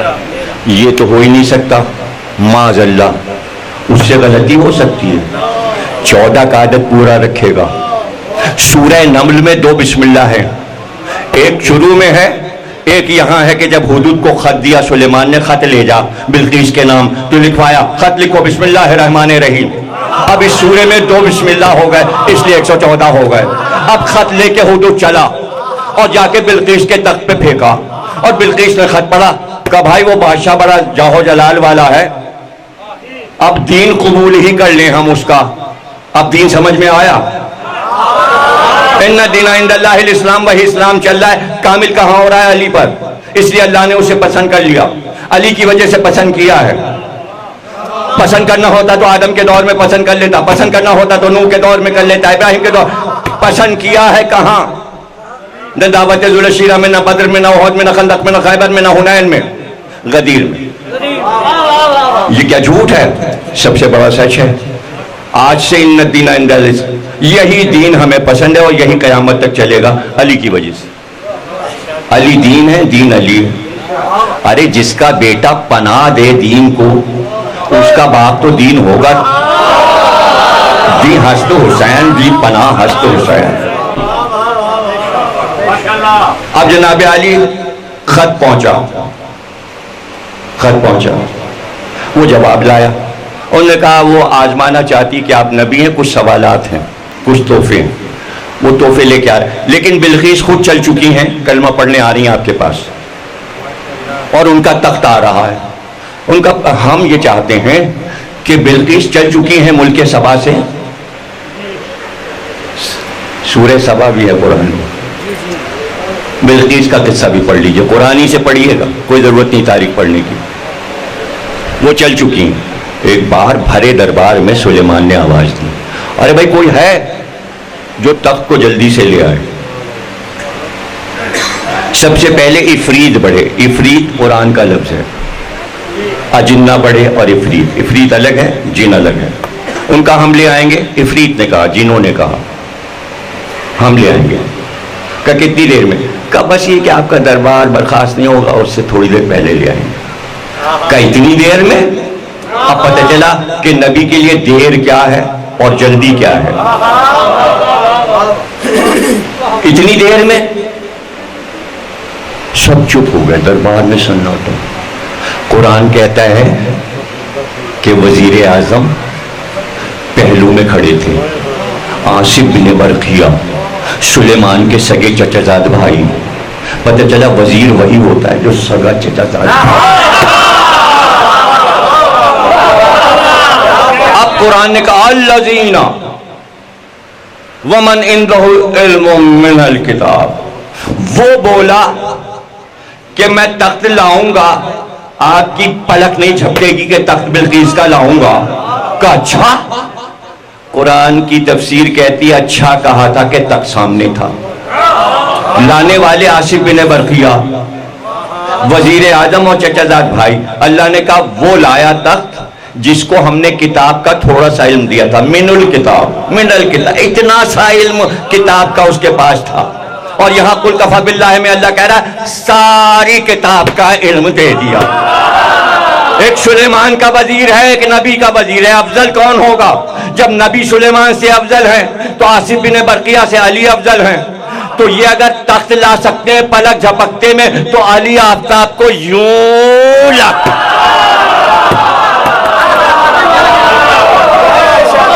کتاب کا علم ہے، قرآن سے ہی ثابت ہو گیا. اب یہاں پر ایک سوال حضرت سلیمان سے کر لیجئے. سارے معجزے تو آپ کو ملے ہیں، آپ خود اپنی طاقت سے تخت لا سکتے ہیں، یہ دوسروں سے کیوں کہہ رہے ہیں کہ تخت کون لائے گا؟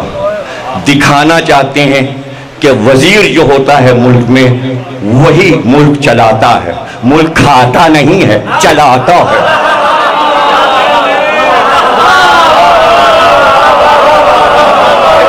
اتنی ہلکی واہ واہ تو بس پھر ہو گئی واہ واہ. ارے کرنٹ موضوع کو ملا دیا بھیا، ہزاروں برس کے پرانے موضوع کو لا کے آج ملا دیا. وزیر سب سے عقل مند ہوتا ہے. اگر وزیر عقل مند ہے تو پتہ چل جاتا ہے بادشاہ کیسا ہے.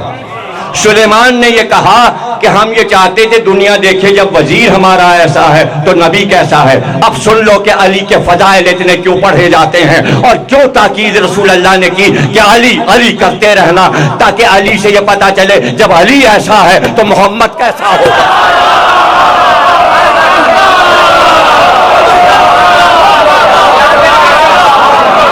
آپ سلامت رہیں، آپ کے گھر آباد رہیں. اللہ آپ کو زیارت مقامات مقدسہ سے مشرف فرمائے، آپ کی تمام آرزویں پوری ہوں. محبت علی میں آپ سب ڈوبے ہوئے ہیں، لیکن ہائے ہم علی کی محبت میں کس کی وجہ سے ڈوبے ہوئے ہیں؟ سرکار دو عالم کی وجہ سے. اس لیے کہ سرکار علی سے کتنی محبت کرتے تھے کہ بیٹی ہی دے دی.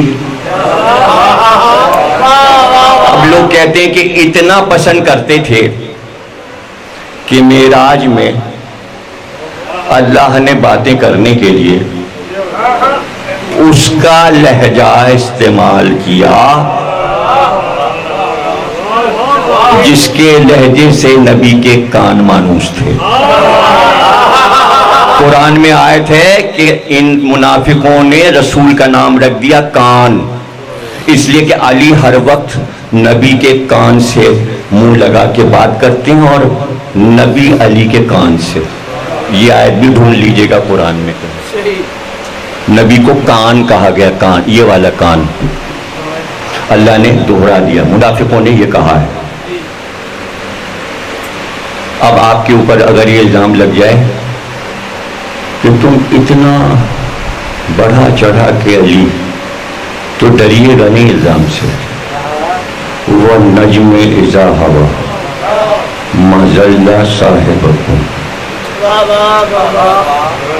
ہائے ستارے کی قسم، تمہارا صاحب یعنی رسول کسی کی محبت میں بہکا نہیں. زلال ما ضلع، بہکا نہیں. لوگوں نے کہا یہ تو محبت علی میں بہک گئے، ہر وقت علی کی تعریف کرتے رہتے ہیں. تو جب رسول پہ الزام لگ سکتا ہے، اگر آیت بنا کے اللہ نہ اتارتا تو ہمیں پتہ بھی نہ چلتا کہ محبت علی کی وجہ سے نبی کو کیا کیا کہا گیا. تو جب نبی کو کہا گیا تو اگر ہمیں کہہ رہے ہو تو کیا ہو گیا؟ آیت آ گئی کہ ہر وقت علی کے فضائل پڑھتے رہتے، اٹھتے بیٹھتے، ہر جنگ میں بھیج رہے ہیں تو حدیث، واپس آ رہے تو حدیث. کسی کے لیے یہ ہوا، جا رہے ہیں تو کہا یہ کل ایمان جا رہا ہے کل کفر کے مقابل، واپس آ رہا ہے تو کہہ رہے ہیں علی کی ایک ضربت عبادت الثقلین سے افضل تھی. ہر جنگ میں ہر موقع پر علی کی فضیلت، علی کی فضیلت. تو جتنے رسول نے بیان کی اتنی تو مجھے بیان کر لینے دو. جتنی رسول نے بیان کی وہ ختم ہو جائیں تو جھگڑا کرنا کہ حدود کیا ہیں فضائل علی کی. بات تمام ہوئی. یہ آیت موجود کافی ہے گواہی اللہ کی اور علی کی رسالت پہ، کوئی دوسرا نہیں تھا. اب آیت میں مفسر نے یہ کہا جو اللہ ہے وہی عالم کتاب ہے. اب اس کو عربی نہیں آتی تھی، لکھ دیا. عربی میں جب واو لگ جائے، دیکھیں میں نے کہا جیسے زید حسن آئے تو آپ نے کہا ہاں ایک آدمی آیا، زید حسن آئے. اور اگر میں کہوں زید و حسن آئے تو آپ کہیں گے دو آدمی آئے. آیت میں واو لگا ہے، اللہ ادھر ہے علی ادھر ہے. واہ واہ دو حصے کر دیتا ہے. یہ گواہ اور ہے، یہ گواہ اور ہے. دو گواہ ہیں، دو گواہ کافی. آج بھی دو ہی گواہ کافی ہیں. اس لیے ہر امام نے کہا واجب ہے تم پر جب لا الہ الا اللہ محمد رسول اللہ کہو تو فوراً علی ولی اللہ کہو. اب آپ کہیں گے جھگڑے کیوں ہو رہے ہیں کراچی میں، لاہور میں، پنجاب میں، یہ علی ولی اللہ ولایت علی پہ بحثیں کیوں ہو رہی ہیں؟ اس کی وجہ بتاتے ہیں. پرانے زمانے میں بادشاہ یہ کرتے تھے کہ اپنی حفاظت کے لیے ایک بڑا سا قلعہ بناتے تھے. وہ لاہور کا قلعہ بنا ہے، دلی کا قلعہ بنا، جا کے دیکھ لیجئے. پرانے قلعے سندھ میں بنے وہ بھی دیکھ لیجئے. اللہ کہتا ہے ہمارے آثار کی سیر کرو، زمین پہ چلو پھرو اور آثار قدیمہ دیکھو. دیکھنا ضروری ہے، یہ بھی آیت کا حکم ہے. تو قلعہ دیکھا ہی نہیں. اب قلعے میں بادشاہ جہاں بیٹھا ہے اس قلعے کے گرد ایک دیوار ہے، حصار ہے. شہر میں قلعہ ہے. اب جو شہر ہے اس کی بھی ایک دیوار ہے. آپ کہیں گے ہم نے نہیں دیکھی. کیوں نہیں دیکھی بھائی؟ ملتان جائیے. ملتان میں پورے شہر میں شہر کی دیوار چل رہی ہے. قلعے کی دیوار الگ ہے، شہر کی دیوار، وہ ملتان کی دیوار کہلاتی. پورے شہر کے گرد دیوار تھی. اور بھائی دیوار ہوگی جبھی تو دروازہ ہوگا. جبھی تو نبی نے کہا میں شہر علم ہوں، اس کا دروازہ علی. تو دروازہ کاہے میں لگا؟ دیوار میں لگتا ہے یا ایسے ہوا میں لگتا ہے؟ ارے بولو نا کہ دیوار میں لگتا ہے. تو اب بادشاہ جو بیٹھا ہے یہاں بیٹھا ہوا ہے، اس کی حفاظت قلعے کی دیوار کر رہی ہے. قلعے کی دیوار کی حفاظت شہر کی دیوار کر رہی ہے. اسے شہر پناہ کہتے تھے. شہر پناہ، یہ دیوار جو ہے شہر پناہ کہلاتی تھی، جو شہر کو گھیرے ہوئے. اب حملہ کرنے والا پہلے شہر کی دیوار توڑے، یہ ٹوٹ جائے، وہاں کھڑے سپاہی، وہ ادھر سے توڑیں گے، ادھر سے وہ نیزہ ماریں گے، تلوار ماریں گے. اس لیے کہ وہ توڑنے نہیں دیں گے کہ اگر شہر میں دشمن آ گیا تو پھر قلعے کی دیوار توڑے گا. لیکن قلعے کی دیوار بھی توڑنا مشکل ہے، ادھر بھی اندر سپاہی کھڑے مارنے کے لیے. تو اب بادشاہ کو مارنے کے لیے ایک دیوار یہ توڑی جائے، دوسری قلعے کی توڑی جائے، پھر اندر جائے، پھر بادشاہ کو قتل کر دے. نہیں سمجھے؟ بات ہی ختم ہو گیا تو فضائل ختم ہو گیا تو میں مصائب پہ آ رہا ہوں. لیکن سمجھ تو لیجئے اب کرتے کیا ہیں ملک کو بچانے کے لیے. ہمارے پاکستان کے سپاہی کہاں لڑ رہے ہیں؟ کہاں لڑتے ہیں؟ سرحد پہ. آپ کے شہر کی دیوار محفوظ ہے. اسلام آباد کی سرحد پہ لڑائی نہیں ہوتی. یہ قلعہ ہے، اسلام آباد ہے، یہاں بادشاہ رہتا ہے. اسلام آباد تو جب پہنچے گا دشمن جب سرحد سے ادھر آگے آ جائے. کچھ بھی نہیں سمجھے. اگر ہمارے سپاہیوں نے اس دیوار پہ دشمن کو روکا ہوا ہے تو اندر کیسے آئے گا دشمن؟ جب یہ دیوار توڑے گا تب آئے گا نا قلعے میں. لا الہ الا اللہ بادشاہ ہے, محمد رسول اللہ قلعے کی دیوار ہے, علی ولی اللہ شہر کی دیوار ہے. علی ولی اللہ پہ جھگڑا ہو رہا ہے, یہ طے کر لو تو محمد رسول اللہ تک پہنچو. علی یہاں لڑ رہے ہیں, پہلے مجھ سے لڑ لو علی ولی اللہ سے, پھر بات کرنا محمد رسول اللہ کی اور لا الہ الا اللہ. یہ جھگڑا مبارک ہے, ہوتا رہے تاکہ کہیں بحث محمد رسول اللہ پہ نہ آ جائے کہ ہم یہ بھی نہیں کہیں گے. اور جب آپ انکار کر دو کہ محمد رسول اللہ سے تو پھر آپ کہو گے ہم لا الہ الا اللہ بھی نہیں کہیں گے. تو لوگ تو خانہ کعبہ کو جلانے پہنچ رہے ہیں پیٹرول چھڑک کے. تو جانے کیا کیا دنیا میں ہونے والا, یہودیوں سے دوستیاں ہو رہی ہیں. یہ علی ہیں جو لا الہ کو بچا رہے ہیں, یہ علی ہیں جو محمد رسول اللہ کو بچا رہے ہیں. اس لیے ولایت علی کی بحث مبارک بحث ہے. بس یہ ہے کہ دلائل آپ کے پاس عمدہ ہونے چاہیے, قرآن اور حدیث سے سمجھا دیں. سرکار دو عالم نے اپنے ہاتھ پہ بلند کر کے علی کو من کو تو مولا ہو فہذا علی, سرکار کا حسن علی کا حسن. عجیب بات ہے کہ کربلا میں علی اکبر آئے تو آواز ہی یہ بلند تھی کہ نام محمد کا لیا, حسن محمد سے لیا, نام علی سے لیا. حسن محمد سے لیا, نام علی سے لیا. خلق اخلاق حسن سے لیا, صبر حسین سے لیا. پنجتن میں ایک بی بی بچی کالی اکبر, سب نے تمہیں تحفہ دے دیا, اب لو میں اپنا تحفہ دیتی ہوں. میری شہادت ہوئی تو میں 18 برس کی تھی, میں اپنی عمر تمہیں دیتی ہوں. ماں کے ارمان 18 برس کے علی اکبر.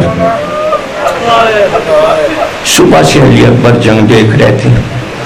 اب مصائب تو میں زیادہ پڑھتا بھی نہیں ہوں, تھوڑے سے پڑھتا ہوں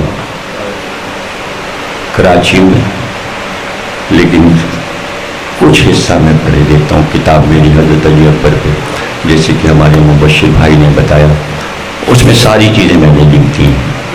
وہ کتاب آپ پڑھیں گے تو آپ کو پوری سوانحات حضرت علی اکبر کی معلوم ہو جائے گی. میں ایک حصہ بس پڑھ رہا ہوں کہ جب علی اکبر نے دیکھا جب کوئی حسین کا ناصر نہیں تو سر جھکا کے آگے بڑھی اور کہا بابا اب مجھے بھی مرنے کی اجازت دے دیجیے. حسین نے علی اکبر کے چہرے کو دیکھا اور دیکھ کر کہا بیٹا میں کون ہوتا ہوں اجازت دینے والا؟ وہ خیمے میں تمہاری پھوپھی جو بیٹھی ہے, جس نے یہ باغ لگایا ہے, جس نے پالا ہے تمہیں, حق تو اس کا ہے. زینب اگر اجازت دے دیں تو چلے جاؤ. بابا پھوپھی اماں تو جانے نہیں دیں گے, پھوپھی اماں اجازت نہیں دیں گے, اس لیے آپ چلیے اور پھوپھی اماں سے اجازت دلوا دیجیے. کہا علی اکبر تم نے مجھے بڑے امتحان میں ڈال دیا, لیکن چلو میں اجازت دلواتا ہوں, اس لیے کہ جس گود میں میں پلا ہوں اسی گود میں زینب پلی ہے. ہمارا اور زینب کا مزاج ایک ہے, ہم زینب کو سمجھا لیں گے, تمہارے مرنے پر ہم زینب کو راضی کر لیں گے. علی اکبر کا ہاتھ پکڑ کے خیمے میں داخل ہوئے. حضرت زینب نے دیکھا کہ باپ بیٹے دونوں ساتھ آ رہے ہیں تو امام حسین کی طرف نہیں مخاطب ہوئی, فوراً علی اکبر کی طرف مخاطب ہوئی اور کہا علی اکبر ہم تمہارا ارادہ سمجھ گئے, جو تم باپ کو لے کر آئے ہو میں تمہارا ارادہ سمجھ گئی. حسین آگے بڑھے, ہاتھ تھامے تھے علی اکبر, اور ایک بار کہا زینب یہ بتاؤ کہ جب سے ماں دنیا سے اٹھی میں تمہیں ماں کی جگہ سمجھتا ہوں نا. زینب نے کہا بھیا آپ نے ہمیشہ مجھے بہت رتبہ دیا. کہ اچھا زینب یہ بتاؤ پوری زندگی میں کبھی میں نے تم سے کوئی چیز مانگی؟ کہ بھیا حسرت رہ گئی کہ کسی خواہش کا اظہار کرتے کہ زینب اگر آج میں تم سے کچھ مانگوں تو مجھے عطا کر دو گی؟ کہ بھیا مانگی؟ کہ علی اکبر کو مرنے جانے دو۔ تو پتہ ہے کیا کہا؟ کہ بھیا دین سے بڑھ کے علی اکبر نہیں ہے، ان الدین عند اللہ الاسلام۔ میں نے اپنے موضوع پہ تقریر کو تمام کیا، میں نانا کے دین پر علی اکبر کو قربان کرتی ہوں، دین کو بچاتی ہوں، اپنے لال کو جسے 18 برس میں نے پروان چڑھایا ہے میں اسے دین پر قربان کرتی۔ جاؤ علی اکبر، خدا حافظ۔ پردہ الٹ کر علی اکبر باہر آئے، حسین بھی ساتھ ساتھ آئے، بہت خوش تھے علی اکبر۔ کہا بابا بہت مشکل مرحلہ طے ہو گیا، پھوپھی جان نے اجازت دے دی، اب جاؤں میں؟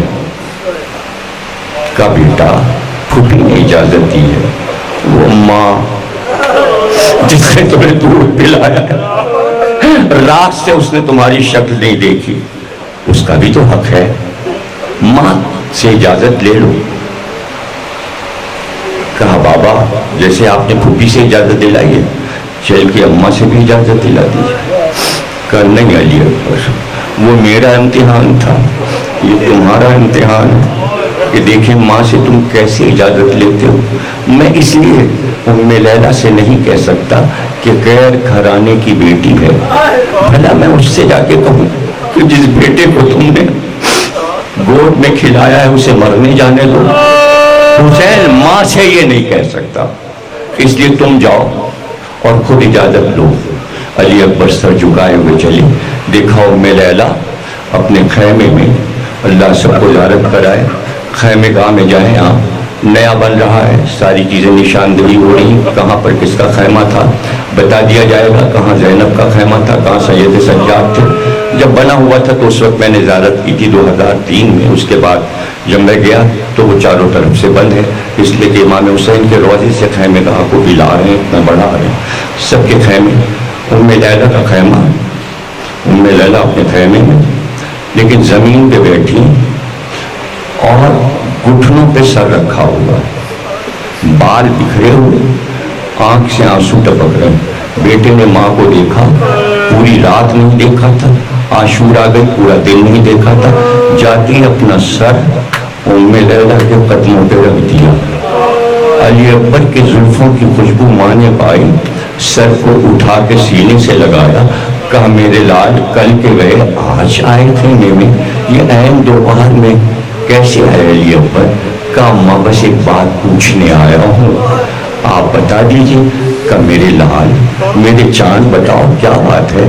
کہا ماں جب محشر کا دن آئے گا، جب قیامت کا دن آئے گا تو محشر کے دن میری دادی کی سواری محشر کے میدان میں آئے گی، تو اس وقت کربلا کی ساری بیویاں ہماری دادی استقبال کے لیے بڑھیں گی، اور ہر بی بی کربلا کی آگے بڑھ کر کہے گی، سب سے پہلے میری پھوپھی بڑھیں گی، کہیں گی میں نے آپ کے بیٹے پر سے اپنے 2 لال اور محمد قربان کر دیے۔ زوجہ مسلم بڑھیں گی، کہیں گی ہم نے 4 بچے اپنے آپ کے بیٹے پر سے قربان کر دی۔ پھر ام فروہ بڑھیں گی، چچی ہماری، وہ کہیں گی ہم نے قاسم کو آپ کے بیٹے پہ قربان کر دیا۔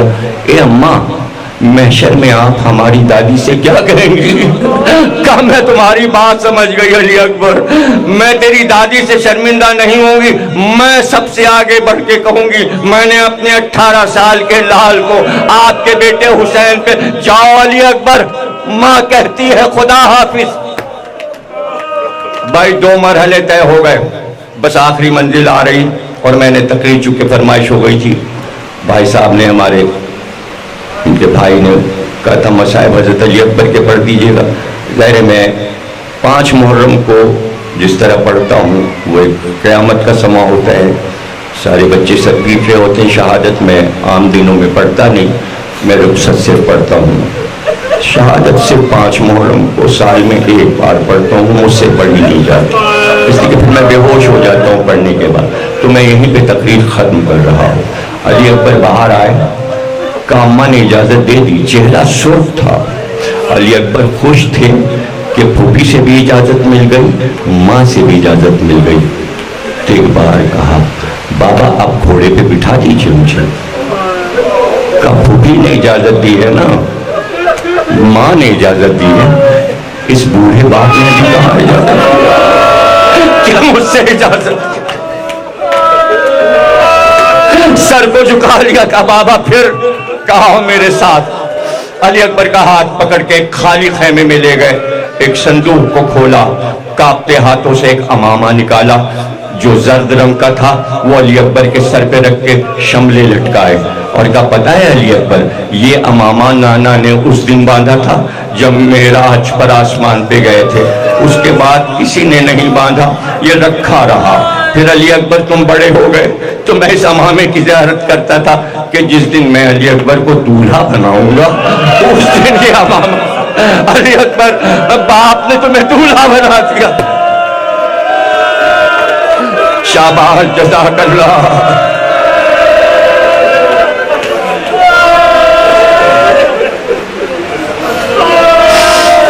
بس جو جملے اور ہیں گریہ ہی کے ہیں، آپ نے آوازیں بلند کی، آنسو آ گئے، بس کافی ہے. مال مجلس یہی ہے. سجا کے کہا علی اکبر ذرا آگے بڑھو. علی اکبر آگے بڑھے گا، پیچھے ہٹو. پیچھے ہٹے. کہا علی اکبر بالکل تمہاری رفتار میرے نانا کی جیسی رفتار. کمر میں پٹکا باندھا، کمر میں تلوار لگائی، سر پہ خود رکھا، تیار کر کے باہر لائے. اس کے بعد جب باہر لائے تو علی اکبر کے سامنے دونوں ہاتھ بلند کیے کہ پروردگار اب تیری راہ میں اس کو بھیج رہا ہوں جو صورت میں، سیرت میں، خلق میں، منطق میں، ہر چیز میں تیرے حبیب سے مشابہ ہے، جو رسول اللہ کی شبیہ ہے، جو نانا کی شبیہ ہے، اس کو میں بھیج رہا ہوں. یہ کہہ کے میری طرف دیکھنا، علی اکبر کو گھوڑے پہ سوار عقاب پہ بٹھا رہے. اب گھوڑے پہ بٹھانے کا طریقہ یہ ہے کہ رکاب کو ہاتھ سے پکڑنا پڑتا ہے. جب رکاب پکڑے گا تو سوار پیر ڈالے گا اور پھر دوسرا پیر اٹھا کے دوسرے رکاب میں ڈال لے گا، لیکن رکاب تھامنا ضروری ہے. رکاب کوئی دوسرا تھامتا ہے ورنہ گھوڑے پہ کوئی سوار نہیں ہو سکتا. نہیں سمجھ رہے ہو نا؟ رکاب پر حسین کا ہاتھ ہے. ایک بار علی اکبر پیچھے ہٹے، کہا آپ کے ہاتھ ہیں وہاں، میں اپنا پیر کیسے رکھوں؟ رکاب پہ آپ کے ہاتھ ہے، میں پیر کیسے رکھوں؟ کا واہ علی اکبر انصاف نہیں کیا. آج میرے ہاتھ کا احترام کر رہے ہو کہ یہاں پر، ارے وہ دن تم نے نہیں دیکھے بچپن، یہ پیر تمہارے میرے شانوں پہ رہتے تھے علی اکبر. ہم رات بھر تم کو اپنے سینے پہ سلاتے تھے، کاندھے پہ بٹھاتے تھے. ایک روایت یہیں پہ سنا دوں کہ حسین گھر میں آئے صبح کو تو ام لیلہ نے کہا سرتاج ایک بات کئی دن سے پوچھنا چاہتی ہوں میرے والی، جب رات ہو جاتی ہے اور آپ علی اکبر کو سلا کر میرے پہلو میں چلی جاتی ہیں، اندھیرے میں ایک سایہ آتا ہے اور وہ سایہ علی اکبر پہ چھوٹ جاتا ہے، اندھیرے میں نظر نہیں آتا، پتہ نہیں کیسا سایہ ہے جو علی اکبر پہ چھوٹا ہے. کہا میرے نہ کسی کو بتانا نہیں، وہ میں ہوں. میں آدھی رات کو آ کے یہ دیکھنے آتا ہوں کہ کہیں علی اکبر پیاسے تو نہیں ہے، کہیں پانی طلب کرے تو میں فوراً پانی پلا دوں. سوار ہو جاؤ علی اکبر.